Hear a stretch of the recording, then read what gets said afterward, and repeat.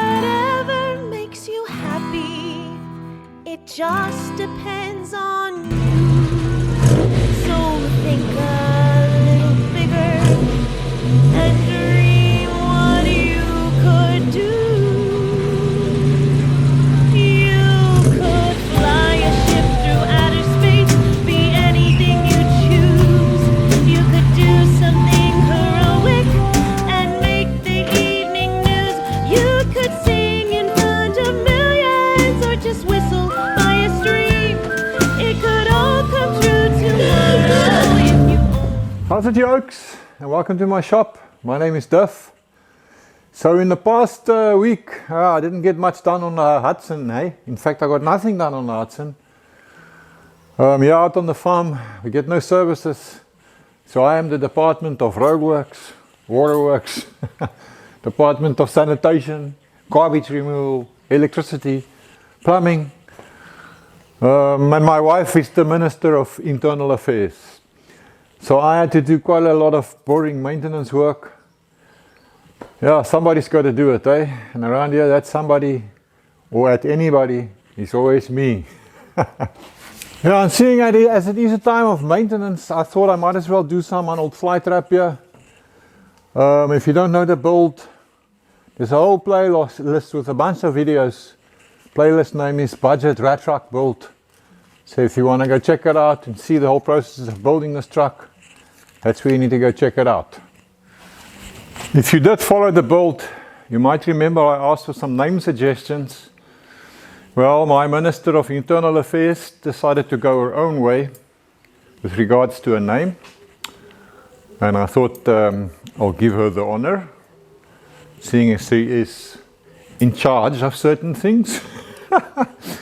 And what she did then is the original donor truck was owned by an old lady, and she called that Buttercup. So the wife started thinking of flower plant names. She got to Venus flytrap, you know, that plant that can catch the flies, and shortened flytrap. So there we have it. This truck is now called Flytrap. So this number plate bracket on old Flytrap is busy falling off, and I've been meaning to fix it for a while. Well, today is a nice sunny day for a change, so I think I'm going to sort that out. This is my Go Fast number plate. It can swing, so it catches on something, it can flip back. It can also be an indicator of your speed. The faster you go, the more backwards it will move. Almost no material left here, it's all pretty rotten.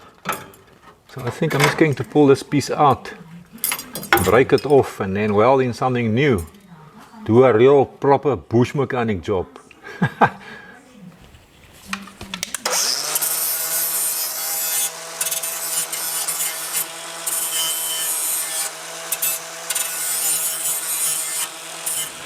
I'm just going to cowboy something with this piece of offcut. Stick it in there, mark it here roughly. Go and cut this out, drill a hole in it so we can stick it in there.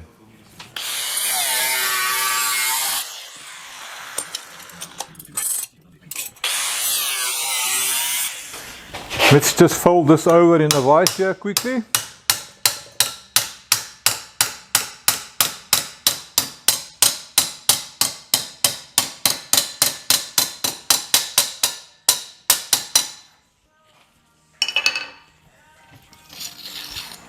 Okay, like that.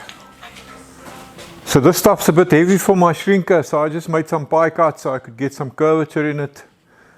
I mean, it's not like we're doing bespoke coach works here. I'm just going to cut this a little narrower.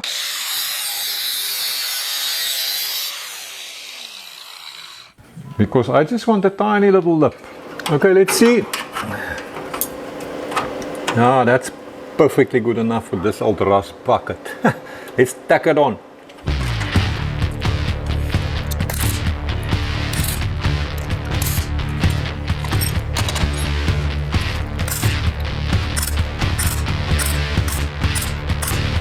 Oh man, now of course clever me did not weld those pie cuts before sticking this thing on, yeah? So now I'm gonna have to do them upside down.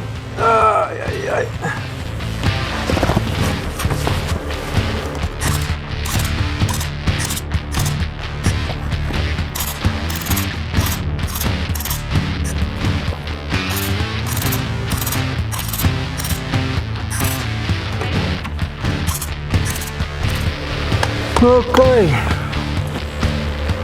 Hoppa. Paint here caught on fire a little bit, but we don't really care about that, do we? Right.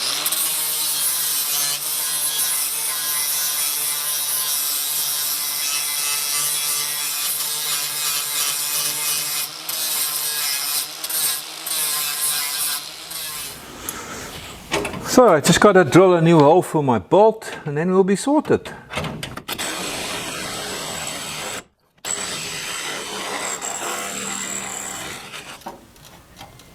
There we go. That's good, man. And a little bit of rust later and you will not even know that this was done. It will just fade away. Alright, let's get this jack out of here.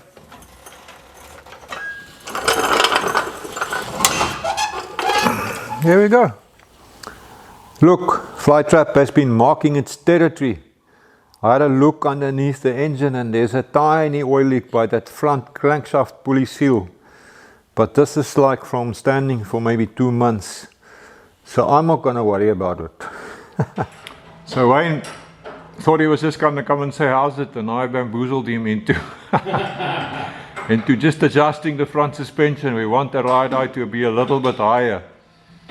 So we're just adjusting those front torsion bars to get slightly more ride height in the front. This thing is just too low for my dirt roads out here. Might work in town. Right, that's it. Just lock it. Now. Okay, let's drop her down and see what she looks like now.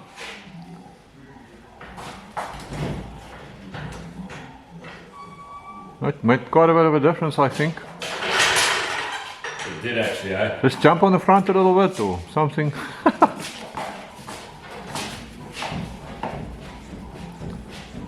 Yeah, I think we got about another 25 mil. I think we should give it a try, and if it's still too low we can always do some more. Let's see what's in it. Now just drop a little bit when you get in, but not much. Your ass is not very heavy. Cool, thanks brother. Sweet. Well, since old Flytrap is getting some love here, I might as well pull her out and give it a bit of a wash. Heck, I might even give it a fresh coat of linseed oil.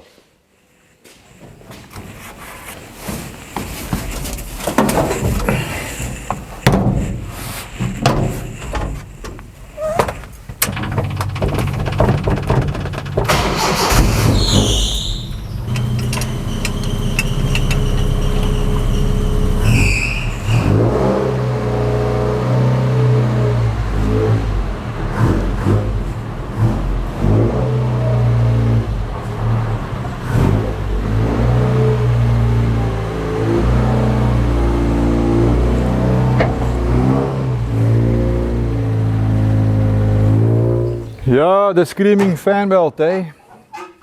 It does seem a little bit loose. So maybe I can just tighten up the alternator.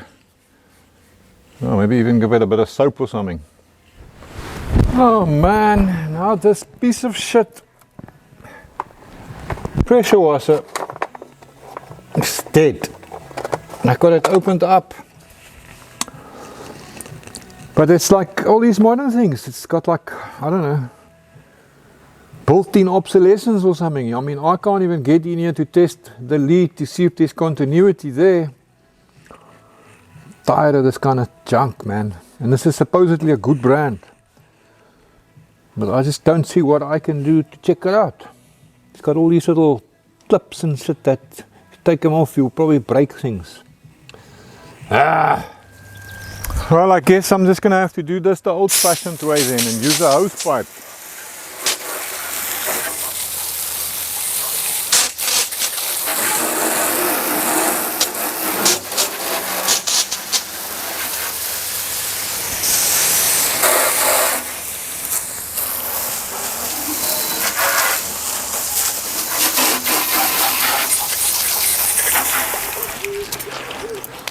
Well, I'm really warming to the situation now. The sweater is off and I got the bucket with some soapy water. I mean, what the hell is going on here? So have you ever seen an idiot wash rust? Now you have.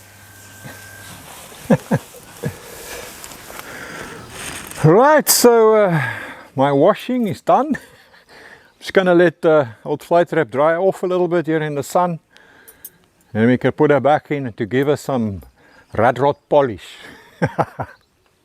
And as far as this thing is concerned, I currently feel like I'm being denied the right to repair, but I will first go and ask Dr. Google. Maybe I can find a service manual or a video or something. So I'm not quite going to say that yet.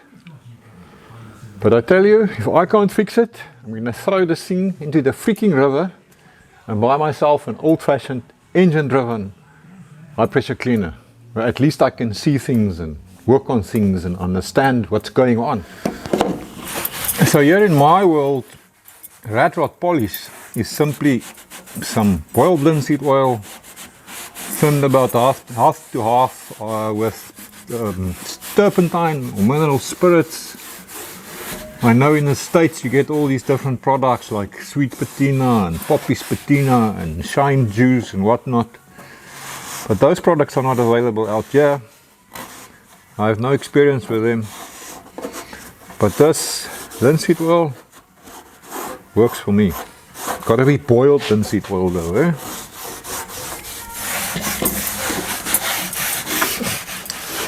I made a whole video about this boiled seed oil business, so I'm going to stick a link up here on the screen if you want to go and check it out and learn more about it.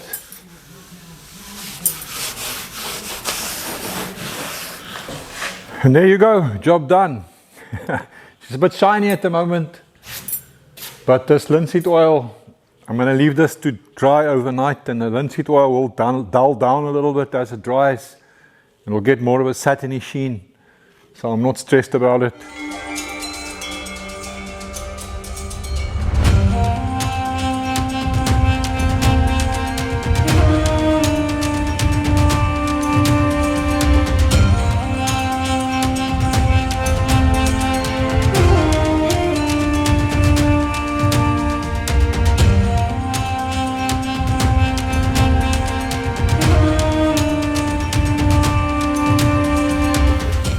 So I just realized some of you might not be at all familiar with this build, so I'll give you a quick rundown.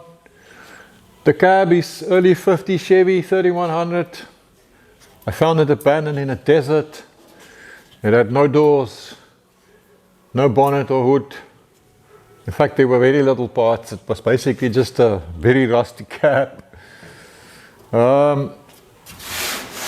The bonnet or hood that you see here is a custom contraption that I made from bits and pieces. The sides of the load bed actually comes off a 1974, I think, Ford F-250. Scavenged the side panels from that and made it work there. The frame, the running gear, the engine, the gearbox, everything down there is from a late 80s, early 90s Nissan hardbody pickup truck, or the 720 series, I think they're also known as. What else? Oh yes, the rear fenders used to be VW Beetle front fenders that I made work down there.